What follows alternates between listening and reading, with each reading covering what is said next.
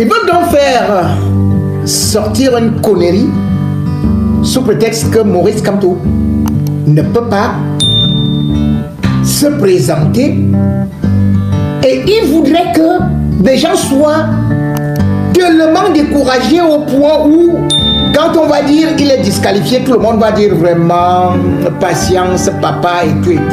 On savait que ça va se passer ainsi. Et pourtant, tout cela n'est que manipulation, intoxication. Juste parce que on n'a pas besoin aujourd'hui de voir Maurice Kamto, qui est, comment je peux dire, en pole position, ne fait qu'enfler. Maurice Kamto sera-t-il candidat à l'élection présidentielle?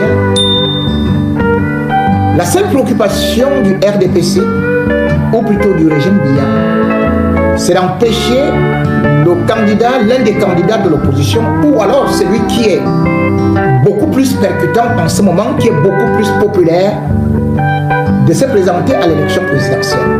Et d'ailleurs, des plans sont bien ficelés pour le museler, pour le disqualifier.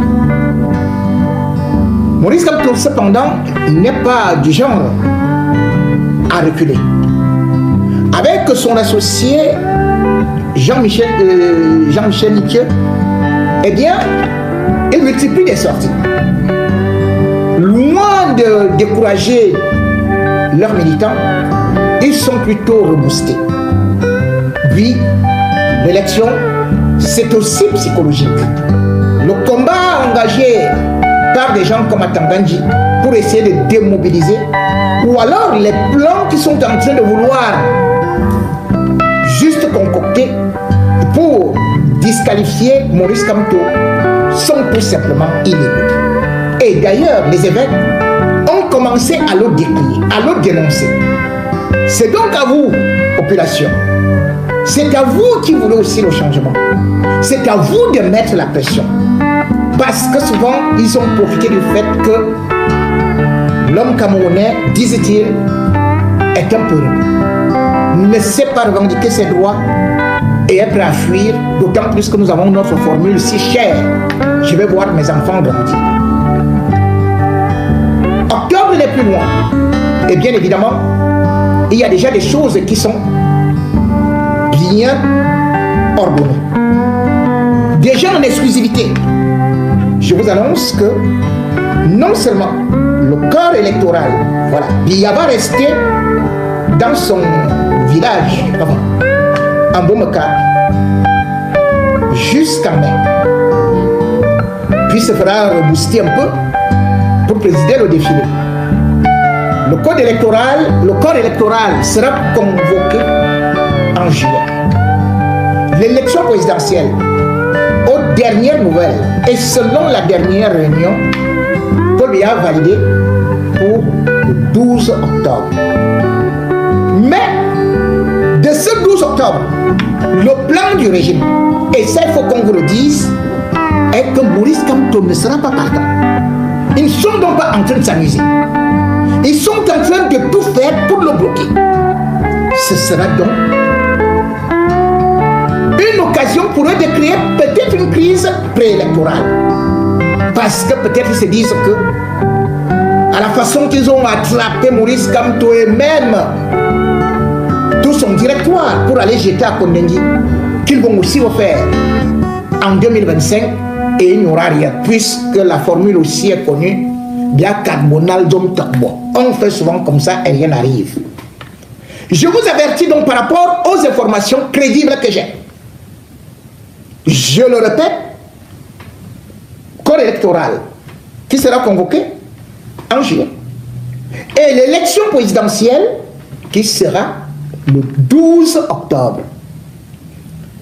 Et bien sûr, les résultats sont déjà presque connus.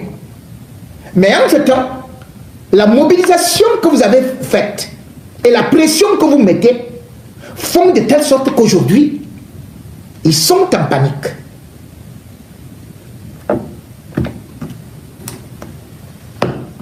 2025 ne sera pas 2018 et ce sera difficile de faire le forcing et de s'imaginer que le peuple camerounais va encore accepter une souffrance pendant plusieurs années. Maurice Kamto, disqualifié, de toutes les façons, il ne va pas lâcher le morceau. Vous allez écouter d'ailleurs les révélations de quelqu'un du RDPC, dans le cadre du RDPC, puis suivi de Maurice Kamto lui-même, avant de voir aussi la réaction, d'écouter les réactions de Nietzsche. Quelqu'un qui a dit là que Kamto sera candidat, je voudrais lui dire que le régime est très organisé en ce moment pour voir dans quelle mesure le Kamto ne sera pas candidat. Parce que voyez-vous, partout où Kamto passera, le régime va négocier avec ses partis. C'est ça. Ça veut dire que si, d'ailleurs, Damjo a déjà dit qu'elle sera elle-même candidate parce que Fouini comptait également passer là-bas. Kamto pensait passer par l'UDC pour être investi. Maintenant, les autres petits partis qui ont bien conseillé, comme Denis Emilia Atana, comme Sébastien Dédiri, comme Gomo et les autres là, eux, ils attendent les propositions d'argent. Donc,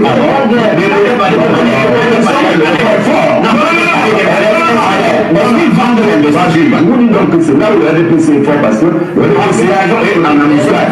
Dès que vous proposez 200 millions aussi, le RDPC va pas payer 1 milliard pour que vous n'investissiez pas. Et vous allez voir qu'en octobre 2025, le président Miyaki ne veut pas de mot de tête parce que finalement le président Miyaki sera candidat, il sera investi et le RDPC va céder congrès en mars, ordinaire et extraordinaire. Et donc, comme le président Miyaki ne veut pas de mot de tête lors de cette campagne, il va donc mettre les moyens pour que chaque fois qu'on sentira que quand va être investi par quel parti, le gars va... Mais quand vous faites si peur, bien sûr, c'est un challenge, il est quand même respectable, non?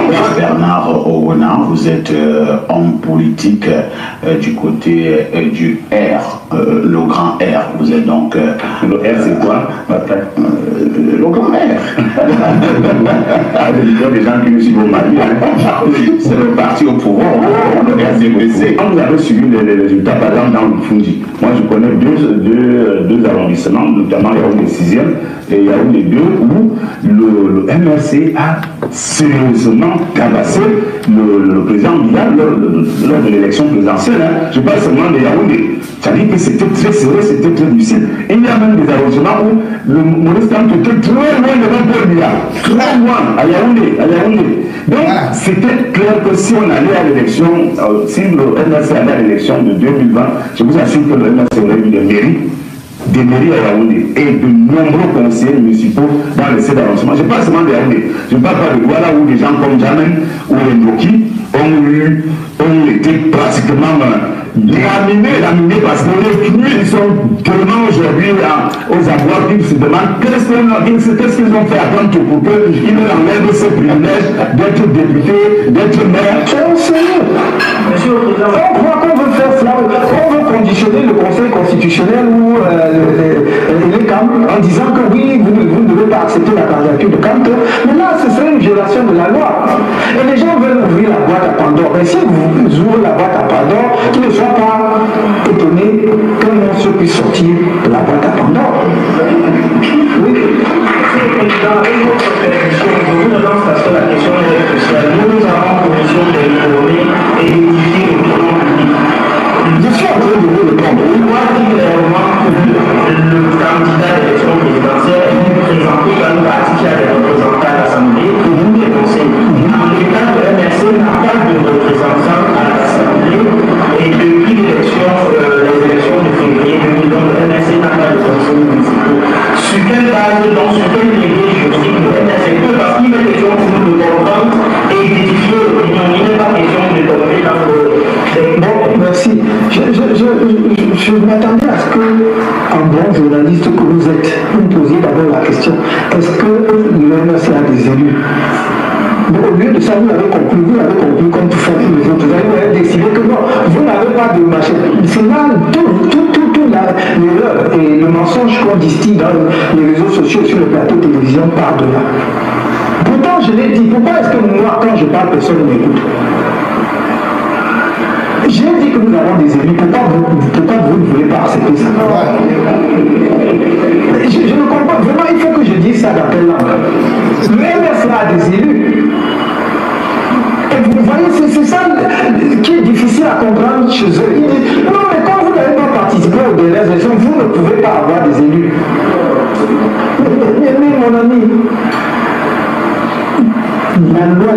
situation d'un pays est un tout. Vous ne faites pas, ce n'est pas, comme disent les anglo-saxons, ce n'est pas une liste dans laquelle vous faites pick and choose. Ce n'est pas une shopping list. Je pense, si je laisse cela, nous avons des élus. Pourquoi? Parce que l'article 15, alinéa 4 de la Constitution dit que tout mandat impératif est nul.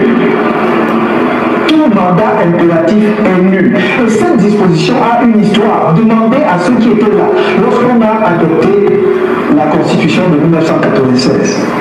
Si vous voulez, le débat aura lieu, si les gens ne comprennent pas. Mais à ce moment-là, le débat aura lieu. Peut-être faudrait-il même que il y aurait peut-être lieu à une occasion, mais moi, je ne veux pas entrer dans les explications aujourd'hui.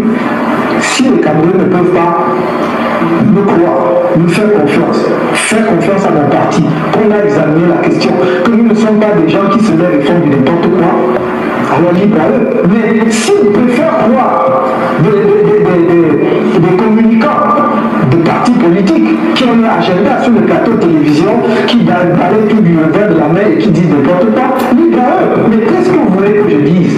Donc, il n'y a pas de mandat impératif. Donc, je suis élu de tel parti A. Demain, je démissionne de ce parti. Je vais dans le parti B. Je ne vais pas dans le parti B en laissant mon mandat dans le parti A. Est-ce que vous me comprenez? Je pars avec mon mandat. Parce que le mandat n'est pas impératif. Quand on dit mandat impératif, ça veut dire que le parti, si le mandat est impératif, c'est que le parti peut faire des choix à tout mandat. Donc il détient le mandat, ça lui appartient. Et c'est pour ça que je vous dis, la disposition n'est pas arrivée dans la Constitution par hasard. Et les mêmes qui ont mis dans la Constitution, parce qu'ils en ont profité, parce qu'ils ne vous disent pas qu'il y a des militants, députés du SDF qui ont démissionné pour rejoindre le RDPC, ils l'ont chassé. Voilà. Ils l'ont chassé. On va sortir tout ça.